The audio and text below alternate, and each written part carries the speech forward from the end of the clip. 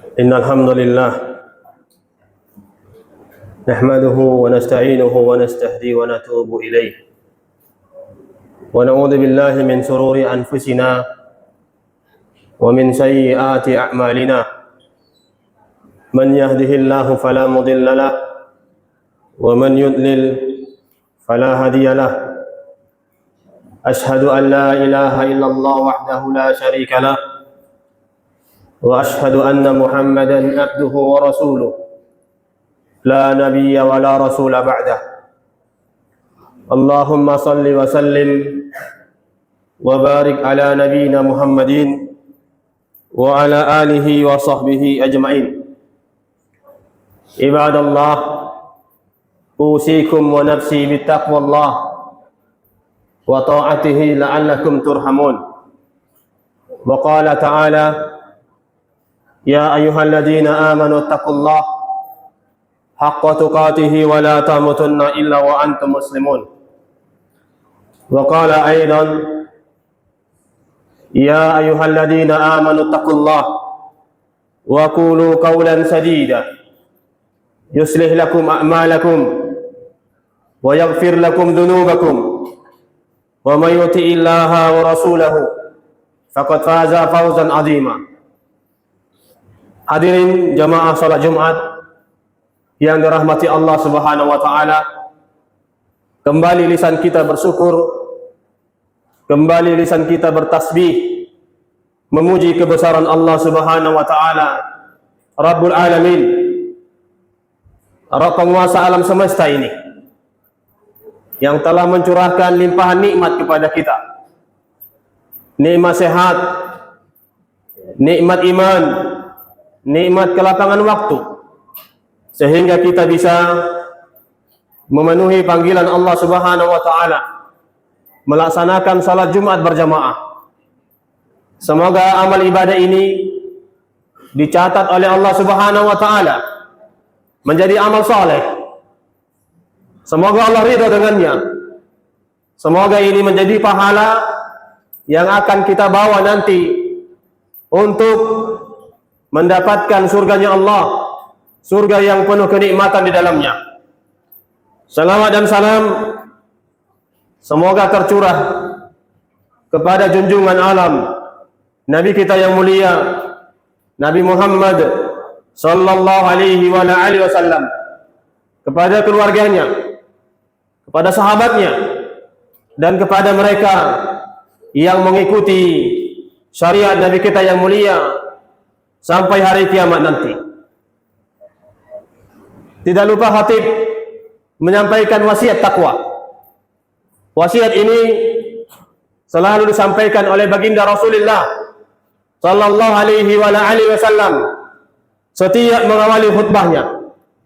Mari jemaah sidang Jumat kita meningkatkan iman dan takwa kepada Allah tabaraka wa taala. Faqad fazal muttaqun. Orang-orang yang bertakwa adalah orang-orang yang beruntung di hadapan Allah Subhanahu wa taala. Sidang Jumat rahimani wa rahimakumullah. Kita masih berada di hari-hari tasyrik, yaitu 3 hari setelah tanggal 10 bulan Dzulhijjah. Di mana 3 hari ini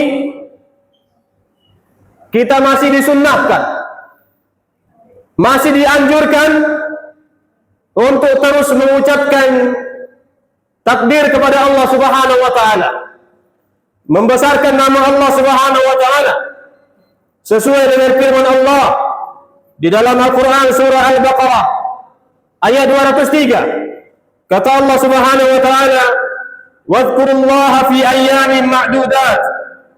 Dan berzikirlah kepada Allah, menyebut nama Allah Subhanahu wa taala pada bilangan-bilangan hari yang telah ditentukan.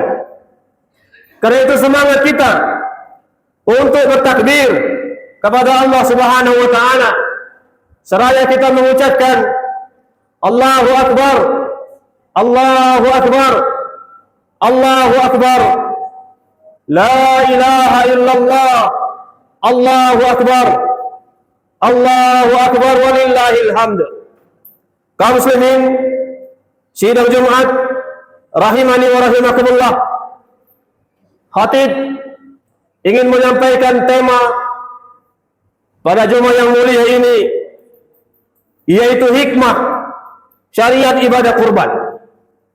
Kaum muslimin yang dirahmati Allah Subhanahu wa taala, ibadah kurban tidak bisa dipisahkan dari kisah Nabi Ibrahim alaihissalam dan anaknya Nabi Ismail alaihissalam yang Allah abadikan di dalam Al-Quran, yang Allah catat di dalam Al-Quran sebagai bentuk pengagungan. Kisah yang mulia ini akan terus kita ingat sampai hari kiamat nanti. Allah Subhanahu wa taala menceritakan kisah keluarga Nabi Ibrahim dengan anaknya di dalam Al-Quran surah As-Saffat ayat 102. Kata Allah Subhanahu wa taala, "Falamma balagha ma'ahu as-sa'ya, qala ya bunayya inni ara fil manam anni adbahuka fanzur madza tara." Qala ya abati if'al ma tu'mar satajiduni insyaallah minas sabirin. Inilah percakapan antara Nabi Ibrahim alaihissalam dengan anaknya Nabi Ismail alaihissalam, yang kedua-duanya sama-sama bergelar nabi di hadapan Allah Subhanahu wa taala. Bapak sama anak sama-sama mendapatkan kemuliaan. Kedua-duanya menjadi nabi yang diutus oleh Allah Subhanahu wa taala. Apa artinya? Allah Subhanahu wa taala menyebutkan, maka tatkala anak itu sudah sampai pada umur dewasa, berusaha bersama-sama dengan ayahnya. Kemudian ayahnya Ibrahim berkata kepada anaknya, "Ya bunayya, wahai anakku, inni ara fil manam, sesungguhnya aku melihat di dalam mimpiku, aku diperintahkan inni adbahuk, untuk menyembelihmu. Fandur madza tara, coba renungkan kira-kira apa tanggapanmu." Perhatikan apa yang diucapkan seorang anak yang tunduk kepada perintah Allah Subhanahu wa taala. Kata Ismail, "Ya abati, wahai ayahku, if'al ma tu'mar." Kerjakan perintah Allah Subhanahu wa taala. Laksanakan apa yang diperintahkan Allah kepadamu. Satajiduni insyaallah minas sabirin. Maka niscaya engkau akan mendapatiku termasuk orang-orang yang sabar kepada Allah Subhanahu wa taala. Lihat kaum muslimin, jamaah sidang Jumat rahimani wa rahimakumullah. Ini adalah kisah yang luar biasa. Kisah yang dahsyat, kisah yang penuh pelajaran yang akan kita ambil hikmahnya dari peristiwa yang diceritakan oleh Allah Subhanahu wa taala. Kisah ini menjadi teladan bagi kita semua. Siapapun kita, kalau ingin menjadi ayah yang baik, ayah yang menjadi muslim yang sejati, kalau ingin menjadi anak yang baik, menjadi anak yang berbakti, menjadi anak yang seorang muslim yang sejati, maka kita harus belajar dari kisah keluarga Nabi Ibrahim alaihissalam, bagaimana mereka menjadi muslim yang sejati. Jamaah, tidak diragukan lagi bahwasanya Nabi Ibrahim dan keluarganya adalah muslim yang sejati, adalah muslim yang terbaik. Siapapun keluarga Islam wajib mencontoh keluarga Nabi Ibrahim alaihissalam dengan anaknya Nabi Ismail alaihissalam. Seorang muslim yang terbaik di hadapan Allah Subhanahu wa taala. Lihat bagaimana Allah Subhanahu wa taala menyebutkan sejatinya seorang muslim yang didapatkan oleh Nabi Ibrahim alaihissalam. Allah sebutkan dalam ayat yang mulia di dalam Al-Quran surat Al-Baqarah ayat 131. Kata Allah Subhanahu wa taala, "Idz qala lahu rabbuhu aslim, qala aslamtu li rabbil alamin." ketika Rabbnya Nabi Ibrahim berkata kepada Nabi Ibrahim, "Ya Ibrahim, aslim." Wahai Ibrahim, berislamlah. Berislamlah engkau wahai Ibrahim. Berserah dirilah kepada Allah Subhanahu wa taala. Apa kata Nabi Ibrahim? Qala aslamtu li rabbil alamin. Nabi Ibrahim mengatakan, aku berislam. Aku berserah diri kepada Rabb penguasa alam semesta ini. Allahu Akbar. Ini adalah muslim yang sejati. Sampai dengan keislaman ini Allah bela Nabi Ibrahim. Allah puji Nabi Ibrahim. Nabi Ibrahim itu bukan Yahudi, bukan Nasrani. Nabi Ibrahim adalah muslim yang sejati. Ini yang disebutkan oleh Allah Subhanahu wa taala di dalam Al-Qur'an surat Ali Imran ayat 67. Kata Allah Subhanahu wa taala, "Maka Ibrahim Yahudiyan wala Nasraniyan." Nabi Ibrahim itu bukan Yahudi, bukan pula Nasrani, walakin kana hanifan muslima. Tetapi Nabi Ibrahim itu adalah seorang yang hanif, yang lurus, dan seorang muslim yang sejati, yang berserah diri kepada Allah Subhanahu wa taala. Kaum muslimin, apa sebenarnya itu Islam? Jangan-jangan kita tidak tahu apa itu Islam. Kita hanya Islam KTP, kita hanya Islam di KK, kita hanya Islam di akta kelahiran. Tapi sebenarnya kita tidak tahu apa sejatinya seorang Islam.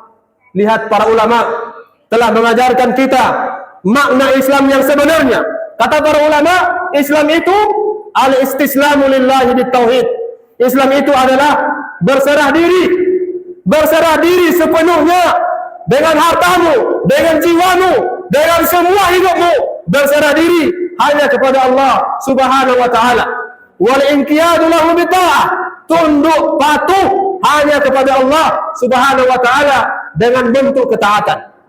Wal bara'atu minasyirki wa ahli, dan berlepas diri dari segala bentuk kesyirikan dan pelaku-pelaku syirik. Tidak ada yang bicara khutbah. Ini rukun. Kita mau belajar bagaimana muslim sejati dari keluarga Nabi Ibrahim. Jangan menjadi anak-anak yang munafik kalian semua. Belajar bagaimana menghormati sidang Jumat. Sekolah agama, kita belajar agama. Ini sekolah agama, kita belajar agama.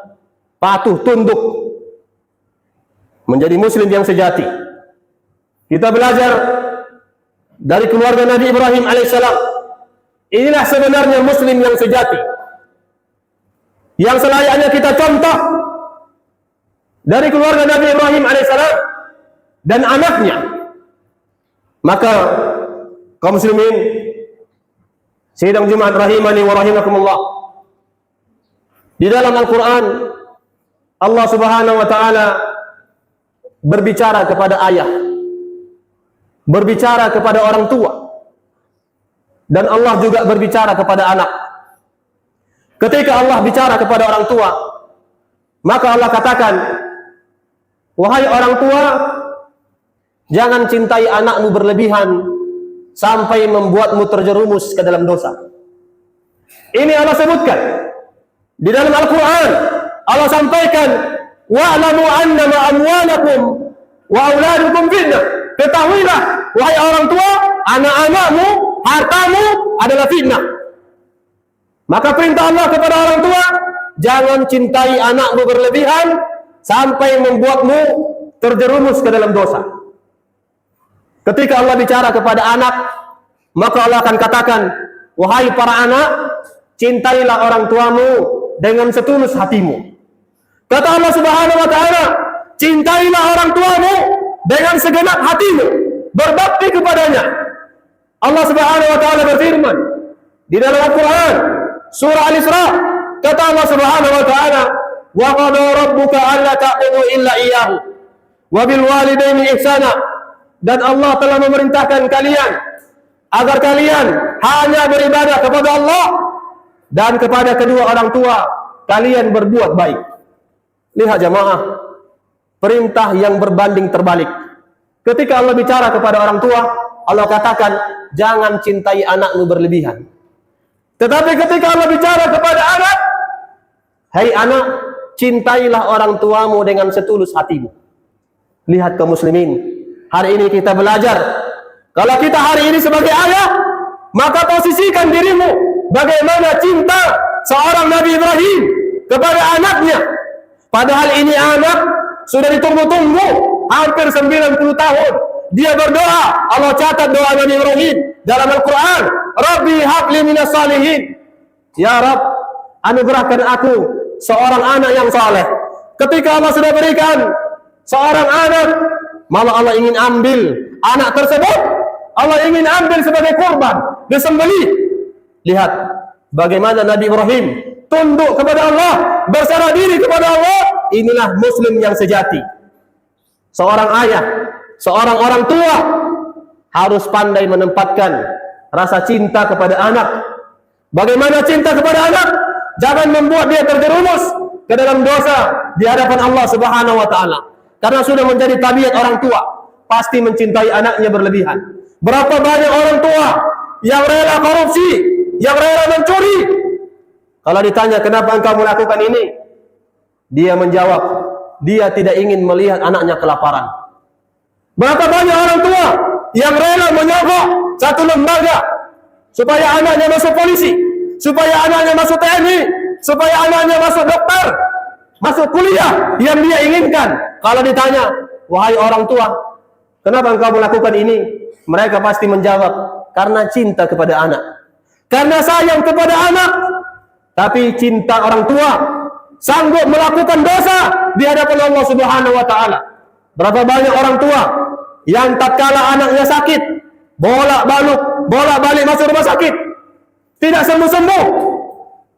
Kemudian dia datang kepada dukun. Dia mengadukan masalahnya.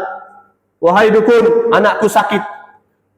Bagaimana dia sembuh? Padahal kalau kita mendatangi dukun, ini dosa yang besar di hadapan Allah Subhanahu wa taala.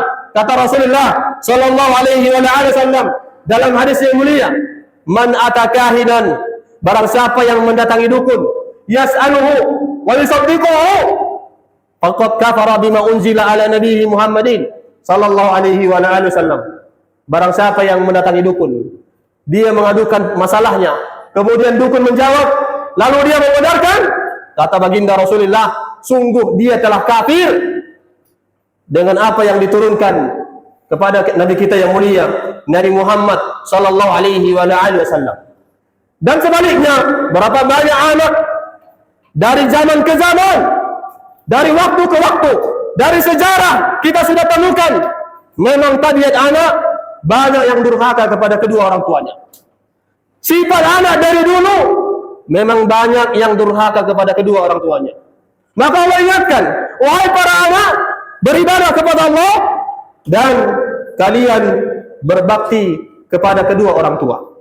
Karena itu kaum muslimin, sidang Jumat rahimani wa rahimakumullah, inilah yang harus kita ambil hikmah dari penyembelihan hewan kurban yang dipraktekkan oleh keluarga Nabi Ibrahim alaihissalam dan anaknya menjadi muslim yang sejati, Islam yang benar, yaitu berserah diri kepada Allah Subhanahu wa taala.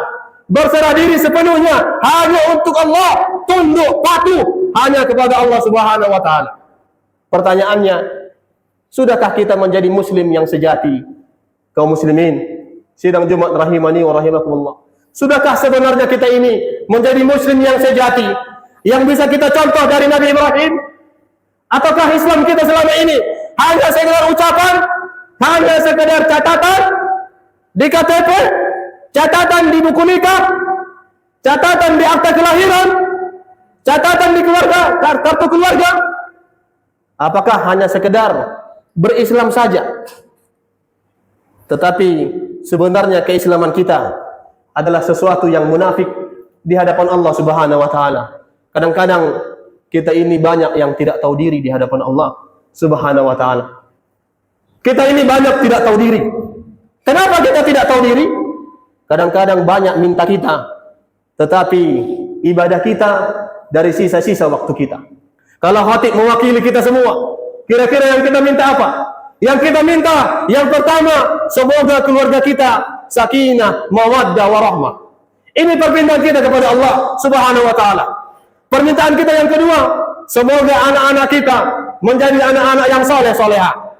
Yang ketiga, kita minta kepada Allah, semoga kita mendapatkan rezeki yang berlimpah, rezeki yang penuh berkah, rezeki yang banyak.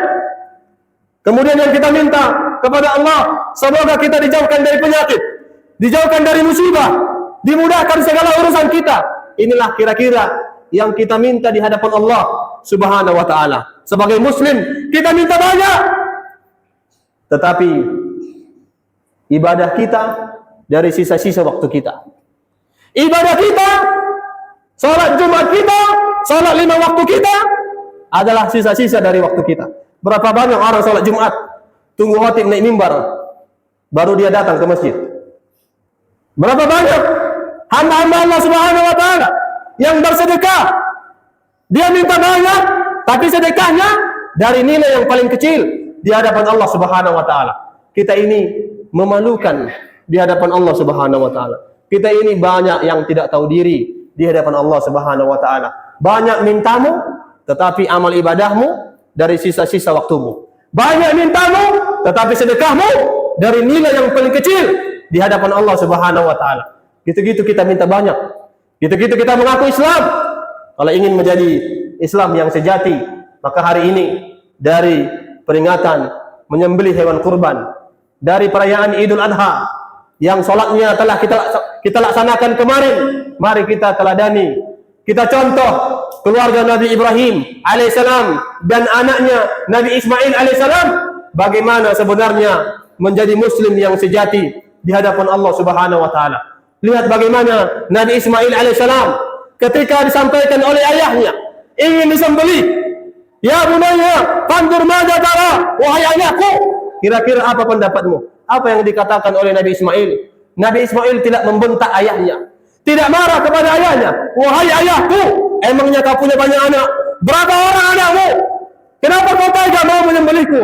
Bukan ini yang keluar dari lisannya Nabi Ismail alaihissalam, tetapi yang keluar ketaatan, sopan santun, kalimat yang lembut. Kata Nabi Ismail, ya bunayya, wahai ayahku sayang. Kalimat yang begitu indah yang diucapkan oleh seorang anak yang tunduk, yang berserah diri hanya kepada Allah Subhanahu wa taala. Kalau kalian hari ini masih sebagai anak, contohlah Nabi Ismail alaihissalam, bagaimana remajanya sudah tunduk patuh hanya kepada Allah Subhanahu wa taala, sampai mau disembelih pun dia mengucapkan kalimat yang terbaik di hadapan Allah Subhanahu wa taala. Mudah-mudahan hikmah dari hewan kurban bisa kita ambil teladannya dan bisa kita praktekkan dalam kehidupan kita sehari-hari. Mudah-mudahan khutbah ini bermanfaat, menambah keimanan, menambah ketakwaan kita kepada Allah Subhanahu wa taala. Amin ya rabbal alamin. Barakallahu li wa lakum fil Qur'anil azim wa nafa'ani wa iyyakum bima fihi minal ayati wa dzikril hakim. Taqabbalallahu minni wa minkum tilawatahu innahu wal ghafurur rahim.